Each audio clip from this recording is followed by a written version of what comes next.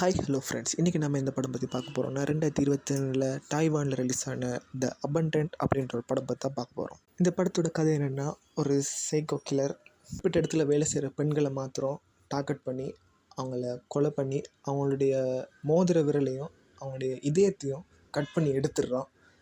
அந்த பொடியை ஒரு இடங்களில் போட்டு வைக்க அதை போலீஸ் கண்டுபிடிக்கிறாங்களா, யார் இதை பண்ணுறது, ஏன் பண்ணுறாங்கன்றதான் இந்த படத்தோடைய ஸ்டோரி. இந்த படத்துடைய மெயின் ப்ளஸ்ஸே இந்த ரைட்டிங் தாங்க. கண்டிப்பாக இந்த ஸ்டோரி நார்மலாக எல்லா க்ரைம் இன்வெஸ்டிகேஷன்லுமே இந்த ஸ்டோரி தான், இப்படி தான் ஸ்டோரி வரும். பட் அந்த ஸ்க்ரீன் ப்ளே ஒன்று கொடுத்துருப்பாங்க இல்லையா, அது இந்த படத்துக்கு ரொம்ப பெரிய ஒரு ப்ளஸ்ஸுங்க. இந்த படத்தில் வர அந்த போலீஸ் கேரக்டராக வர அந்த இன்வெஸ்டிகேட்டர் ஒரு லேடி, அவங்க தான் வருவாங்க. அவங்களோட கேரக்டரே ஒரு எமோஷ்னலான கேரக்டர். படத்தில் ஒரு சிரிக்கிற சீன் கூட வராது. ஃபுல் அண்ட் ஃபுல் டல்லாகவே வச்சுக்கிட்டு ஒரு அழுகிற மாதிரியான ஒரு கேரக்டர். ஏன்னா அவங்க பர்சனல் லைஃப்பில் ஒரு லொசன் வந்திருக்கும். ஸோ அந்த லொஸ்னால் அவங்க எப்பயுமே ஃபீல் பண்ணிக்கிட்டு இருக்க மாதிரியான ஒரு கேரக்டர் தான் வரும். அந்த லொஸ்ஸும் படத்துடைய அந்த க்ரைம் சர்ச்சிங்கும் வரும்போது அவங்க லைஃப்பில் நடந்த மாதிரியான ஒரு இன்சிடெண்ட் அந்த ஒரு விக்டிமை பிடிக்க போகும்போது நடக்கும். ஸோ அந்த டைமில் அவங்க ரொம்பவுமே ஒரு எமோஷ்னலான மாதிரி, உடம்பெல்லாம் நடுங்கிற மாதிரி ஒரு செம்மையான ஒரு பெர்ஃபார்மன்ஸை கொடுத்துருப்பாங்க. அது இல்லாமல் இந்த படத்தில் வர இன்னொரு ஹீரோ மாதிரி ஒரு கேரக்டர், ஆக்சுவலி அந்த கேரக்டர் ஒரு ஹீரோ அப்படின்னா ஒரு சப் கேரக்டர் அப்படின்னு தான் சொல்லணும். பட் போஸ்டர்லேயே அவங்க ஃபோட்டோ தான் இருக்கும். அவங்க ரிலீஸ் பண்ண போஸ்டரில் அந்த ரைட்டிங் அவ்வளோ நீட்டாக இருக்குங்க. அந்த போலீஸ் கேரக்டர் மட்டும் இல்லாமல் ஒரு கேரக்டருடைய ஒரு ரைட்டிங்குமே உண்மையாக நல்லாயிருக்கும். இந்த படத்தை பற்றி நான் முதலே சொல்லிடுறேன். இது ஒருத்தர் மேலேயும் ஒரு சந்தேகம் அவங்கள இன்வெஸ்டிகேட் பண்ணுற மாதிரி தான் போகும். ஸ்டார்ட்லேருந்து ஒருத்தர் மேலே இந்த ஹீரோயினுக்கு ஒரு டவுட் வரும், அவங்கள இன்வெஸ்டிகேட் பண்ணுற மாதிரி. அப்படித்தான் கதை போகும். ஒரு கட்டம் போகும்போது ஒரு ஹீரோவோடைய ஃப்ரெண்ட் மேலே அவங்களுக்கு டவுட்டும் வரும். ஸோ அவங்களுக்கு தான் வரும், நமக்கு அப்படி டவுட் வராது. பட் பார்க்குறவங்களுக்கு நமக்கு ஒரு டவுட்டும் வராது. அவங்களுக்கு அப்படி ஒரு டவுட் ஒன்று அவங்க ஹீரோட்ட கேட்பாங்க, ஏன் உங்கள் ஃப்ரெண்ட் இப்படி பண்ணியிருக்கக்கூடாது அப்படின்ட்டு. அதுக்கு அவன் ஹீரோ சொல்லுவான், எந்த கொலைகாரனாவது அவன் வீட்டுக்கு இன்னொரு காப்பியை அவன் ஃப்ரெண்டுகிட்ட கொடுத்து வைப்பானா அப்படின்னு கேட்பாங்க. எனக்கு அவனோட பாட்டி பேர் கூட தெரியும், அவ்வளோ க்ளோஸ் ஃப்ரெண்ட்ஸ், அவன் அப்படி செய்ய வாய்ப்பே இல்லை அப்படின்னு சொல்லுவான். அது உண்மையாகவே ஒரு ரைட்டிங்கில் ஒரு ப்ரில்லியன்ஸ் நாங்கள் சொல்லணும். ஒரு படத்துலேயே ஒரு ஸ்டோரியில் ஒரு ஃபால்ஸ் இருக்குன்னா, இந்த எல்லா ஃபால்ஸையும் அவங்க படத்துலேயே சொல்லிட்டாங்கன்னா அது உண்மையாக ஒரு ப்ரில்லியன்ஸுங்க. எல்லாராலையும் அப்படி பண்ண முடியாது. படத்தோட அடுத்த பாசிட்டிவ் அப்படின்னு சொல்லலாம், ஒருத்தருடைய பெர்ஃபார்மன்ஸை கண்டிப்பாக சொல்லி ஆகணும். இந்த படத்தில் ஒரு குறிப்பிட்ட நம்பர் ஆஃப் பெர்ஃபார்மன்ஸ் தான் இருக்குது. அவங்க எல்லாருமே ஒரு டீசெண்டான பெர்ஃபார்மன்ஸை கொடுத்துருந்தாங்க. கொடுத்த ரோலை அவங்க நீட்டாகவே பண்ணியிருந்தாங்க. நான் சொன்ன மாதிரி ஹீரோயின் அவங்க ஒரு எமோஷ்னலான கேரக்டர், அந்த எமோஷ்னலான கேரக்டர் ரொம்பவுமே நீட்டாக பண்ணியிருந்தாங்க. அது இல்லாமல் ஹீரோவும் அவரோட ரோலை செம்மையாக பண்ணியிருந்தார். கிளைமேக்ஸ்லாம் வரும்போது ஒரு ப்ரீ கிளைமேக்ஸ் சீன்லாம் ஒரு அழுகிற மாதிரி சீன் வரும், செம்மையாக பண்ணியிருந்தார். அது இல்லாமல் ஹீரோயினோட ஒரு அவங்க ஒர்க் பண்ணுற இடத்துல ஒரு ஹெட்டாக ஒரு ஹெட் சீஃப் ஒரு ஆள் வருவார். அது இல்லாமல் அந்த ஹீரோயினுக்கு ஒரு அசிஸ்டண்டான இன்னொருத்தர் வருவாங்க.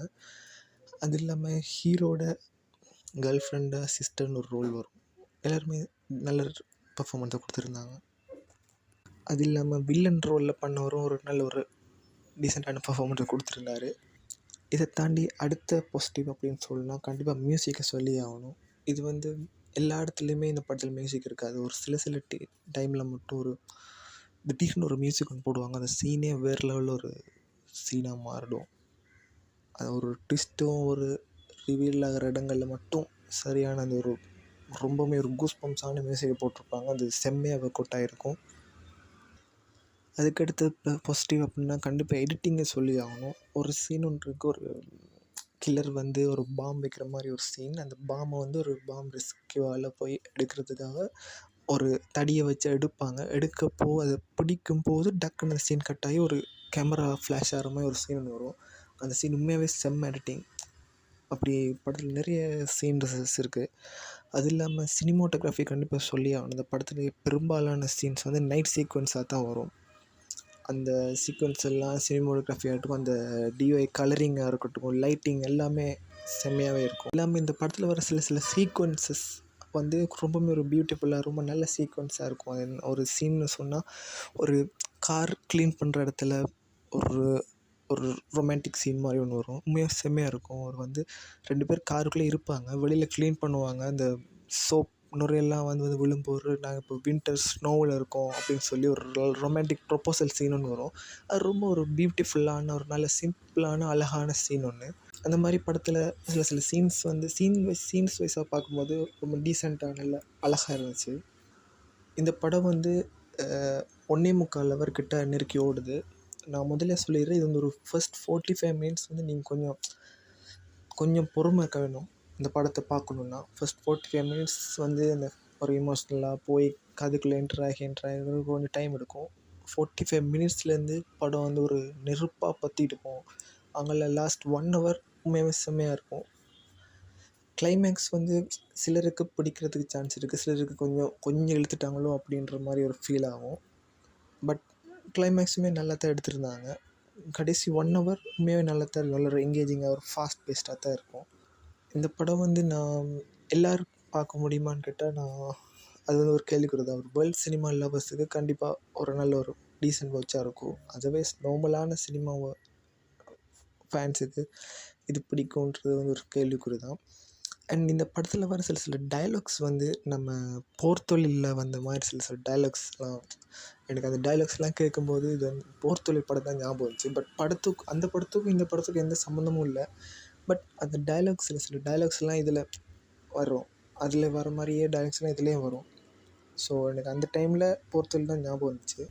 அது இல்லாமல் இந்த படத்தில் சில அடல்ட் கான்டென்ட் அப்படின்னா சில நியூடிட்டி சம்மந்தமான விஷயங்கள் இருக்குது. ஒரு டெட் பாடி காட்டுற விஷயங்கள்லாம், இந்த ஹார்ட் வெட்டுற சீன்லாம் காட்ட மாட்டாங்க. பட் அந்த நியூடிட்டி சம்மந்தமான விஷயங்கள்லாம் இருக்குது. ஸோ நீங்கள் ஃபேமிலியாக பார்க்குறதுக்கு சான்ஸே இல்லை. நீங்கள் ஒரு மெச்சூர்ட் ஆடியன்ஸாக இருந்தீங்கன்னா கண்டிப்பாக நீங்கள் ஒரு வேர்ல்டு லெவலில் இருந்தவங்க மாதிரி ஒரு மூவி லெவலாக இருந்தீங்கன்னா கண்டிப்பாக நீங்கள் ஒரு பார்க்கலாம். ஒரு டீசென்ட் வாட்சாக இருக்கும்.